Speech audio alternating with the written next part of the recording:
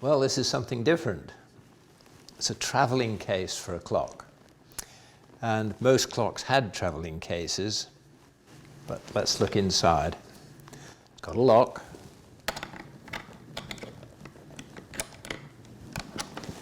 Releases the latch,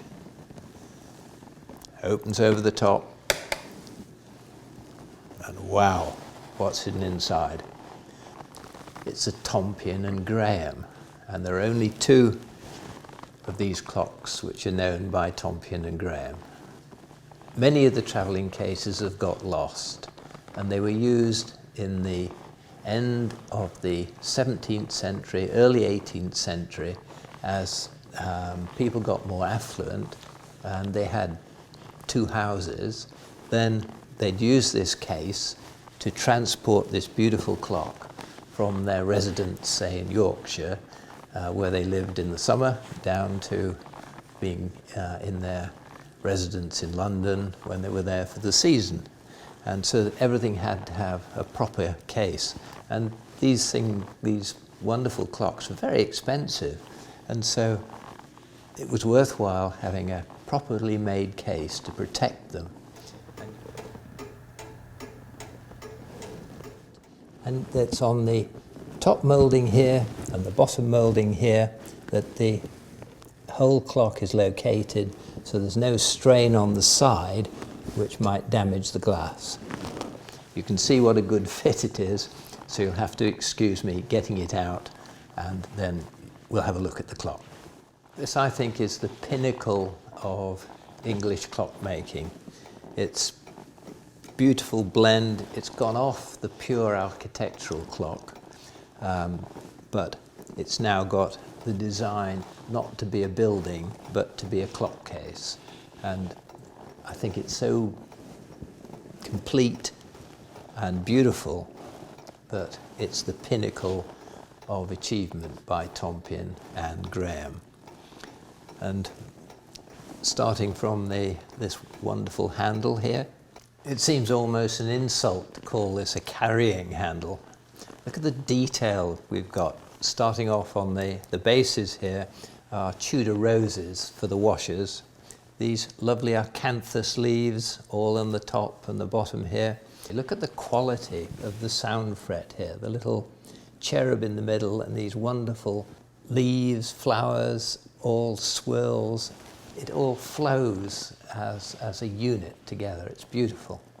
These lovely escutcheons, the keyhole one on this side, just beautifully made, beautifully finished, just set off the case, showing quality. This fret at the bottom here has, instead of the little cherub in the middle, it has a nice shell, and again, highest quality and highest finish. So we've opened the door and we can see all the details of the dial plate here and the chapter ring.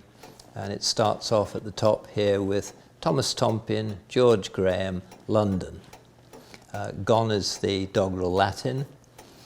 The wonderful little engraving on the strike, no strike, so you can have it striking during the day and turn it off at night, but you can still make it strike to tell you the time by pulling the repeat chords on either side. On this side we've got the pendulum adjustment, the rise and fall.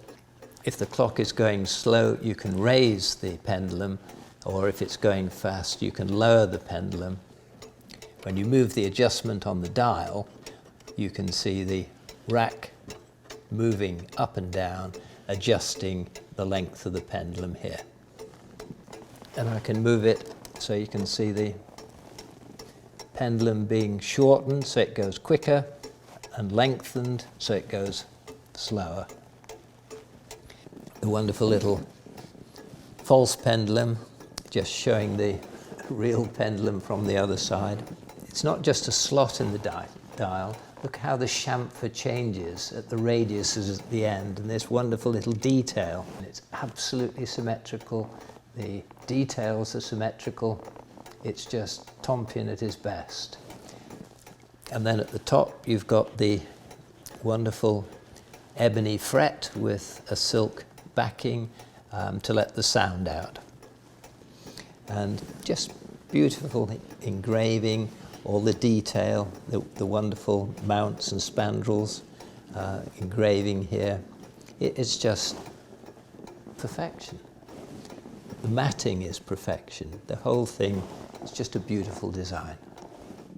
When you take the clock out of the carrying case, you can open the back door, and then the pendulum here is held in the little pendulum stay there, and then it's held back against the back plate, and now it's hanging free, and so I just have to move it by swinging the pendulum, and away she goes.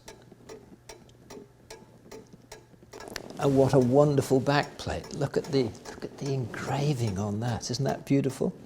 And all the cocks here, they're beautifully shaped. That they've got form as well as function.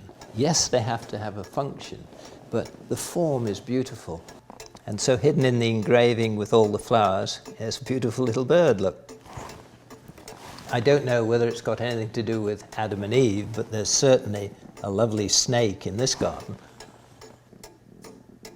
And then the signature, Thomas Tompion, George Graham, London, very proudly showing who made this clock. You can also see the repeat. You've got the twin levers here with a pull on each side, so that it doesn't matter which side of the bed the clock's on, you've got a string to pull, and if you pull one you can see them linked up at the top and they both move. So if I pull it now,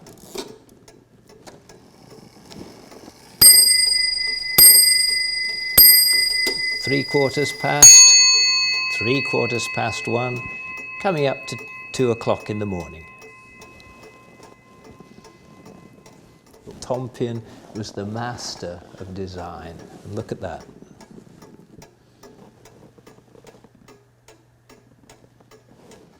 This clock was made as the partnership between George Graham and Thomas Tompion. And because the clocks were numbered, we have a much better idea of being able to date. And this is number 537. And so it's thought to be made in about 1712. And this was towards the end of Tompion's life. The numbering system, which Tompion had started, was actually continued by George Graham for his own clocks. Took over the workshop when Tompion died, and so that he continued his production based on the same numbering system. So we have this complete progression of clocks, because Tompion was probably the first person in the world to number his production. And so that all the part numbers that you now see on your computer, which has more numbers in it than the atoms in the universe, but this is where it all started. And this is number 537 of Tompion's list, made by George Graham, his partner, and Thomas Tompion.